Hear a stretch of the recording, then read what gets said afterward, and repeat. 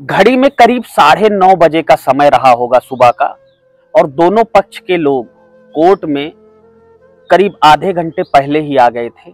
अब धीरे धीरे आधे घंटे बाद यानी 30 मिनट बाद कोर्ट जैसे ही खुलती है, दोनों पक्ष के लोग यानी नीलम के पक्ष के लोग, जो कि विकास के ससुराल की तरफ से आए थे, और ससुराल के पक्ष के लोग यानी कि जो नीलम के ससुराल के पक्ष के लोग आए थे, वो लोग कोर्ट में एक एक करके प्रवेश करते हैं। कोर्ट में वो लोग सामने ही जज साहब का जहाँ पे बैठका होता है, जहाँ जज साहब अपनी मेन कुर्सी पर बैठते हैं, उसके ही सामने कुछ कुर्सियां लगी थी।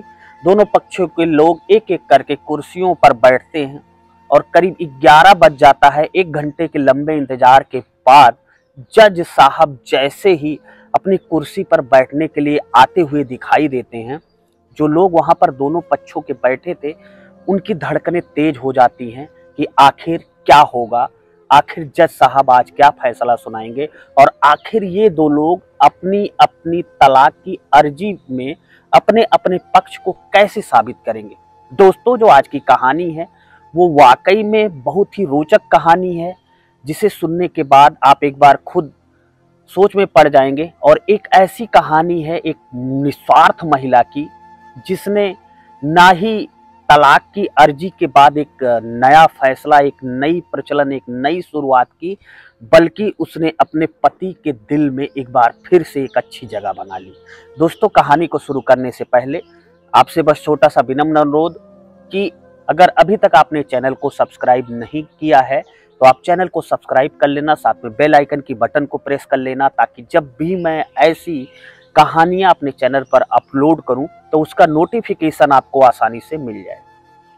तो आइए बिना देरी के कहानी को जारी रखते हैं जहां से कहानी को हमने छोड़ा था। अब जज साहब अपनी कुर्सी पर बैठते हैं और नीलम से पूछते हैं कि आप क्या कहना चाहती हैं। तो नीलम अपने पति की तरफ इशारा करती है। दरअसल नीलम और विकास दोनों आपस में पति पत्नी हुआ करते थे। विकास अपने जान से ज्यादा अपनी पत्नी नीलम को प्यार करता था, और नीलम भी वैसी थी, वो अपने पति को अपनी जान से ज्यादा प्यार करती थी। लेकिन इन दोनों की शादी के 5 साल बीत चुके थे, और 5 साल बाद दोनों के बीच ऐसा कुछ हुआ जो इन्हें खींचकर तलाक के कटघरे तक लेकर आया। दोनों ने एक दूसरे पर केस कर दिया था। विकास ने जहां पर अपने पत्नी को ये कहा था कि मेरी पत्नी एक बदचलन स्त्री है, उसका किसी और से अफेयर चल रहा है, किसी और से प्यार करने लगी है, क्योंकि विकास के पास अपने पत्नी के ऊपर लांछन लगाने के लिए और कुछ नहीं बचा था। ये बखूबी विकास को भी मालूम था और नीलम के घर वालों को, नीलम को भी मालूम था। वहीं पर नीलम को जब कुछ नहीं मिला था तो उसने अपने घर वालों के कहने पर, अपने गांव वालों, अपने जानने वाले, अपने रिश्तेदार लोगों के कहने पर अपने पति के ऊपर दहेज मांगने का, उत्पीड़न का आरोप लगाया था। फिलहाल दोनों कोर्ट में जब नीलम कहती है कि जज साहब आप सबसे पहले मेरे पति से शुरू करिए, तो पति से कहा जाता है कि क्या आप दोनों तलाक के पेपर पर साइन करेंगे। तो विकास कहता है हाँ बिल्कुल करूंगा। अब जज साहब पूछते हैं कि विकास जी आप ये बताइए कि आप अपनी पत्नी को तलाक क्यों दे रहे हैं। विकास अनबुझा सा, बिल्कुल जैसे उसे कुछ सोच समझ में ना आ रहा हो, वो कहता है जज साहब मेरी पत्नी का किसी और से संबंध है, वो किसी और से प्यार करने लगी है, इसलिए मैं उसे तलाक देना चाहता हूँ। अब विकास की पत्नी की बारी आती है। जैसे ही जज साहब विकास की पत्नी नीलम से पूछते हैं कि आपका क्या विचार है, आप अपने पति को तलाक देना चाहती हैं, तो वो कहती है कि हाँ जज साहब मैं भी अपने पति को तलाक देना चाहती हूँ, लेकिन मेरी एक शर्त है। जैसे ही वो कहती है मेरी एक शर्त है, जितने लोग भी उस पूरे चैम्बर में भरे थे सबकी निगाहें एक बार नीलम की तरफ हो जाती हैं, और जज साहब भी सोच में पड़ जाते हैं कि आखिर नीलम यानी विकास की पत्नी क्या शर्त कहना चाहती है, क्या मांगना चाहती है। वो नीलम से कहते हैं कि बताओ तुम्हारी क्या शर्त है। नीलम कहती है कि साहब मैं इनको तलाक दे दूंगी, ये मुझे तलाक दे देंगे, लेकिन इन्होंने अगर तलाक के पेपर पर साइन कर दिया है और मैंने अभी तक तलाक के पेपर पर साइन नहीं किया है, इस हिसाब से मैं इनकी अभी तक पत्नी हूं। और मैं तभी साइन करूंगी जब मेरी शर्त पूरी की जाएगी। तो जज साहब कहते हैं कि बोलो तुम्हारी क्या शर्त है। अब नीलम भरे कोर्ट में कहती है, जज साहब मुझे अपने पति के साथ एक रात गुजारनी है, जो कि मेरी वैवाहिक जीवन की आखिरी रात होगी। जब जज साहब ये सुनते हैं तो वो सोचते हैं आखिर ये कैसी पत्नी है, इतनी रातें अपने पति के साथ गुजारने के बाद भी आखिर ऐसा क्या है जो एक रात के लिए जाते जाते यानी कि तलाक देते देते अपने पति को फिर से एक रात उसी के साथ सोने की जिद कर रही है। अब उससे जज साहब कारण पूछना चाहते हैं तो पूछते हैं कि नीलम ऐसा क्या है कि तुम अपने पति के साथ एक रात और गुजारना चाहती हो। नीलम कहती है, साहब कारण चाहे जो कुछ हो मैं नहीं जानती हूँ, लेकिन इस तलाक के पेपर पर मैं अपने हस्ताक्षर अपनी साइन तभी करूंगी जबकि मुझे कोर्ट एक दिन एक रात के लिए अपने पति के पास सोने की अनुमति देता है। जज साहब लोगों की तरफ देखते हैं और कुछ देर बाद ही अपना रजिस्टर पे कलम चला देते हैं। अब एक दिन की कोर्ट की अनुमति से उसके पत्नी को यानी कि विकास के पत्नी को उसके साथ सोना था। जज साहब पूछते हैं कि नीलम आप ये बताइए कि आप कहाँ पे सोना चाहती हैं, आप अपने पति के साथ अपने ससुराल में सोना चाहती हैं या आप अपने पति के साथ एक रात अपने मायके में गुजारना चाहती हैं। उसकी पत्नी कहती है, साहब ना ही मैं अपने ससुराल में समय गुजारना चाहती हूँ पूरी रात अपने पति के साथ, और ना ही मैं अपने मायके में अपने पति के साथ रात गुजारना चाहती हूँ। इसके लिए मैं एक होटल बुक करूंगी, एक समय होगा तय समय, शाम के करीब 6-7 बजे का, एक जगह निश्चित होगी, एक निश्चित होटल होगा, वहाँ का मैं एक कमरा बुक करूंगी। उस कमरे में मेरे पति को आना है और मेरे साथ रात गुजारनी है। अब जज साहब जैसा नीलम कहती है वैसा ही ऑर्डर कर देते हैं, क्योंकि एक महिला से जुड़ा मामला था और वो भी ऐसा मामला था जब एक शादीशुदा जिंदगियां दो लोगों का आपसी प्रेम पति पत्नी का अलग हो रहा था। इसलिए जज साहब और पूरे कोर्ट में जितने लोग बैठे थे सब भावुक हो गए और जज साहब ने अपने मर्जी से होटल का नाम बाद में बताना ऐसा कह के उन्होंने अपना ऑर्डर पास कर दिया। अब धीरे धीरे वो समय आता है और होटल में जिस होटल पर नीलम होटल बुक करती है कमरा, वो अपने पति को बताती है। उसका पति विकास उस दिन होटल पहुंच जाता है शाम के करीब 6-7 बजे। अब जब वो होटल में पहुंचता है तो उस कमरे में जाता है और जैसे ही कमरे में घुसता है अंदर, जैसे ही कमरे में वो प्रवेश करता है, देखता है कि उसकी पत्नी बिल्कुल सुर्ख लाल जोड़ों में तैयार बैठी दुल्हन की तरह सज संवर के। अब वो अंदर देखता है पूरा माहौल ऐसा सजा था जैसे पहली रात मिलन की सुहाग रात के समय घरों को कमरों को सजाया जाता है, सेम उसी तरीके से। और आज नीलम भी कुछ इस तरीके से सजी थी जैसे बिल्कुल नई नवेली अभी डोली से उतरी हो, नई नवेली दुल्हन बनकर आई हो।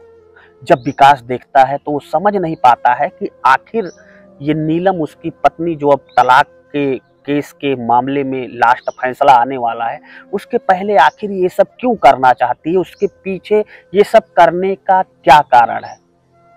अब धीरे धीरे शाम होने लगती है, रात के करीब 10 बज जाते हैं। नीलम उठकर अंदर से कमरे में कुंडी लगा लेती है, कुंडी दरवाजा बंद कर लेती है और कुछ देर बाद विकास अपनी पत्नी नीलम से कुछ बातें करता है।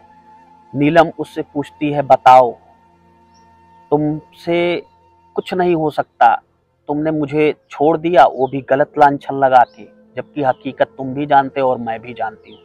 विकास उससे अनसुना हुआ अनजान जैसे कुछ बातें करने के मूड में ना हो। धीरे धीरे रात के 12 बज गए। नीलम उसे कहती है कि देखो मैं आज के दिन तुम्हारी पत्नी हूँ अभी तक, और उस हिसाब से तुम मेरे साथ जो भी कुछ चाहो वो कर सकते हो, मुझे किसी प्रकार से कोई आपत्ति नहीं है। लेकिन विकास ये सोचकर परेशान था कि हो सकता है ये कोई नई चाल चल रही हो, कुछ नया मनगढ़ंत चीजें बना रही हो, इसलिए विकास बहुत सतर्क और सावधान था। अब रात के 1 बजे दोनों एक ही बेड पर सोते हैं। नीलम एक तरफ मुंह कर लेती है, विकास की तरफ पीठ कर लेती है, और विकास एक तरफ मुंह कर लेता है, नीलम की तरफ पीठ कर लेता है। नींद दोनों की आंखों से हराम हो गई थी, नींद दोनों की आंखों में नहीं थी। 2 बजे दोनों एक दूसरे की तरफ मुंह फेरते हैं और नीलम अब पूछती है कि ये बताओ, सब कुछ ठीक ठाक चल रहा था, हमारे संबंध बहुत मधुर थे, हमने एक बच्चे को जन्म दिया, उस बच्चे का क्या होगा? हम दोनों एक दूसरे से बहुत प्यार करते हैं। ऐसा क्या है जो तुम 2-3 महीने में देखते देखते तुम्हारी जो शरीर थी, तुम्हारी जो सुंदरता थी, तुम्हारी जो बॉडी थी, वो बिल्कुल गल गई? आखिर ऐसा क्या हो गया तुम्हारे जीवन में? ऐसा तुम क्या कर रहे हो? तुम नशा भी नहीं करते, कोई गलत काम भी नहीं करते हो, जहां तक मेरी व्यक्तिगत जानकारी है। आखिर फिर ऐसा हो क्या गया, तुम मुझे बताओ। लेकिन विकास उसे कुछ भी नहीं बताना चाहता है, वो बातों को टालता रहता है, लेकिन वो विकास के पीछे पड़ी रहती है। तो विकास बहुत थक हार कर बताता है कि दरअसल उसकी तबीयत काफी दिन से खराब चल रही है। तो वो नीलम से कहता है, तुम्हें पता ही है मेरी तबीयत 2-3 महीने से खराब चल रही है, जब से ये सब मामला चल रहा है, और मुझे डॉक्टर ने लीवर का कैंसर बता दिया है। अब मैं इस धरती पर, इस जमीन पर मात्र 6 महीने का मेहमान हूँ, और मैं सोच रहा था कि मैं तुम्हें ये बातें ना बताऊं, नहीं तो तुम मुझसे पहले ही बीमार हो जाओगी और तुम्हारा बुरा हाल हो जाएगा। अब नीलम कहती है कि आपने ये बातें मुझसे छुपा ली, मैं आपकी पत्नी हूँ, मुझे ये बताना चाहिए था। तो वो कहता है कि मैं तुम्हें ऐसे नहीं छोड़ सकता हूँ, इसलिए मैंने तुमसे तलाक लेने की अर्जी कोर्ट में डाली। फिलहाल जो है जैसा है, मैं 6 महीने का मेहमान हूँ और अब कुछ नहीं हो सकता है, और तुम दूसरा रास्ता देख लो और मैं दूसरा रास्ता देख लूँ। अभी कोई कुछ बिगड़ा नहीं है, जो मेरे पास प्रॉपर्टी, खेती बाड़ी, फ्लैट, कुछ ज़मीन जायदाद ली है, कुछ पैसा वैसा मैंने जो जमा किया है, एफडी उफडी की है, वो मेरे मरने के बाद मेरे बच्चे को दे देना। अभी तुम्हारा जीवन बहुत बड़ा है, तुम स्वतंत्र टाइप की, स्वच्छंद टाइप की एक महिला हो, तुम अपना जीवन जियो, हमें तो वैसे ही अब 6 महीने बाद भगवान के दर पे जाना है। नीलम को एक बार धक्का सा लगता है। धीरे धीरे सुबह हो जाती है। सूरज की किरणें जैसे ही धरती पर आती हैं, दोनों आपस में उठते हैं, ब्रश फ्रेश होते हैं, ब्रश मंजन करके चाय वगैरह पीते हैं। उसके बाद नीलम सीधा वहीं से कोर्ट जाती है और जज साहब से कहती है कि साहब, मेरी जो तारीख लगी है वो कल की तारीख लगा दीजिए। अब अगले दिन जज साहब कोर्ट में उसकी तलाक की अर्जी की तारीख लगा देते हैं। नीलम अपने घर वालों को बताती है और अपने पति विकास को बताती है। अब आज फिर दोनों के घर वाले एक बार फिर कोर्ट में हाजिर थे, क्योंकि आज तलाक होना था। जज साहब जैसे ही नीलम से कहते हैं कि तुम्हारी जो शर्त थी कि एक रात मुझे अपने पति के साथ और सोना है, वो शर्त मैंने मंजूर कर दी थी और वो शर्त अब शायद पूरी भी हो चुकी हो। अब तुम तलाक के कागज पर अपनी साइन कर दो और दोनों अपनी अपनी जिंदगी जीना शुरू करो। इतने पर तपाक से नीलम बोलती है कि साहब, मैं अब तलाक के पेपर पर साइन नहीं करूंगी और ना ही मैं अपने पति को छोड़ूंगी, क्योंकि मेरे पति को एक असाध्य बीमारी है जिसका नाम लीवर कैंसर है। अब वो 6 महीने के मेहमान इस धरती पर और हैं, और ऐसी स्थिति में मैं अपने पति को छोड़ नहीं सकती हूँ। और जज साहब, मैं एक चीज और बताऊं कि मैं एक बहुत बड़ी डॉक्टर हूँ, इनको पता है, और मैंने 3 महीने में और एक बार अपना हॉस्पिटल नया ज्वाइन करके, क्योंकि ये तलाक की अर्जी दिए थे तो मुझे लग रहा था कि मुझे छोड़ देंगे, मैंने एक हॉस्पिटल में 3 महीने की कठिन प्रैक्टिस की है और मुझे बहुत सारा नॉलेज है। इसलिए मैं इस स्थिति में अपने पति को नहीं छोड़ सकती हूँ और ना ही मैं उन्हें तलाक दे सकती हूँ। अंततः आकर नीलम उस पेपर पे साइन नहीं करती है और ना ही अपने पति को तलाक देती है। अब जज साहब कहते हैं, ठीक है, तुम दोनों आपस में मिल लो, बातें कर लो, अगर तुम्हारी बातें बनती हैं तो आप कोर्ट को आके सूचित कर देना। अब वो अपने पति को अपने साथ ले जाती है और अब अपने तरीके से उसका इलाज करना शुरू करती है। 3-4 महीने का दिन बीत जाता है। उसके पति की तबीयत में, उसके पति के स्वास्थ्य में, उसके पति के शरीर में अनेक बदलाव हो रहे थे। ऐसा लग रहा था कि उसकी तबीयत अब धीरे धीरे ठीक हो रही है, और धीरे धीरे 6 महीने से 1 साल का समय गुजर जाता है, लेकिन उसके पति को अब कोई समस्या नहीं होती है, यानी कि उसकी बीमारी धीरे धीरे ठीक होने लगती है। और ऐसा समय भी आता है जब पता चलता है कि उसका जो कैंसर वो पूरी तरीके से उसकी पत्नी नीलम की मेहनत की वजह से जड़ से खत्म हो चुका है। यानी कि वो अपने पति को अपने दृढ़ प्रतिज्ञा से और अपनी मेहनत से और एक निश्चल निस्वार्थ प्रेम से अपने पति को यमराज के मुंह से खींच लाती है और उसका पति फिर से बिल्कुल स्वस्थ होकर दोनों एक साथ रहकर अपना अपना खुशी से जीवन यापन करने लगते हैं। तो ये छोटी सी कहानी आपको कैसी लगी, अपने दिल की राय हमें कमेंट बॉक्स में जरूर बताएं। कहानी अच्छी लगी हो तो अपने जानने वालों, दोस्तों, रिश्तेदारों को शेयर अवश्य करें। फिलहाल आप ये कहानी कहाँ से देख रहे थे, कमेंट बॉक्स में हमें ये भी जरूर बताएं। मिलता हूं ऐसी एक नई कहानी के साथ आपको जल्द ही। तब तक के लिए जय हिंद, वंदे मातरम।